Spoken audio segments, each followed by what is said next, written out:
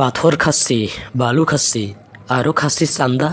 একবার যদি ক্ষমতায় আসি, খাবো তোমাদের জানটা। হা হা হা হা। উস্তাদ, আপনার এই কথা আর কাউরে বলিয়েন না। যদি 10 লোক শুনতে পায় তাহলে আপনাকে আর কেউ ভোট দেবে না।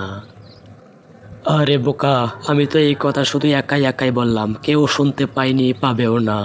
আমি এবার ভোটে নির্বাচিত হব, দেখে নেবে 100% গ্যারান্টি। ওস্তাদ, বাতাসেরও কান আছে। যা তুই গ্রামের সকলকে বলে দে যাতে আগামী নির্বাচনে ভোটটা যাতে আমাকে দেয়। জনগণের ভোট নেওয়ার জন্য যদি জনগণের পা ধরা লাগে তাই ধরবি। আমরা নির্বাচিত হওয়ার পর জনগণ একটানা 5 বছর আমাদের পা ধরবে, বুঝেছো? হ্যাঁ ওস্তাদ, আমি বুঝেছি। পাথর খাচ্ছি, বালু খাচ্ছি, আরও খাচ্ছি চান্দা। একবার যদি ক্ষমতায় আসি, খাবো তোমাদের জানটা। হা হা হা হা হা। কি বলেন আপনি? আপনি জনগণের ভোট নিয়ে আপনি জনগণের সাথে প্রতারণা করবেন? বর্তমান জনগণ অনেক সচেতন। তোমার মতো ধান্দাবাজ চাঁদাবাজ নেতাকে কেউ ভোট দেবে না। আসসালামু আলাইকুম সাহেব। আপনি তো জানেন আমার নেতা আগামী নির্বাচনে দাঁড়াবে। দয়া করে আপনি ভোটটা দেবেন এবং এলাকার সকলকে ভোট দেওয়ার জন্য বলবেন। আপনাদের ভোটে আমার নেতা নির্বাচিত হলে তোমাদের সকলকে সাহায্য সহযোগিতা প্রদান করবে। সার্বক্ষণিক আমাদের নেতাকে আপনাদের পাশে পাবেন।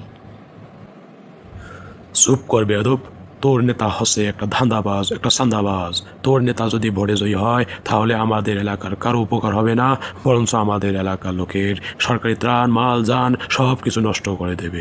আমি এলাকার সকলকে বলে দেবো যাতে তোর নেতাকে যাতে কেউ ভোট না দেয়, তোর নেতাকে যাতে কেউ ভোট না দেয়, এবং এলাকা থেকে তোকে এবং তোদের সকল সাঙ্গপাঙ্গকে যাতে এলাকা থেকে বিতাড়িত করে দেয়। আপনি আমার নেতা সম্পর্কে ভুলভাল এসব কি বলতেছেন? আমার নেতা হচ্ছে মাটির মানুষ। আমার নেতা অনেক ভালো মানের। যারা যায় তারা সকলে সহযোগিতা পায়। ওস্তাদ, আপনার তো নির্বাচনের মাঠ আমি দেখতেছি খুবই খারাপ। আপনার ওপর অনেকে বিরক্ত। কি?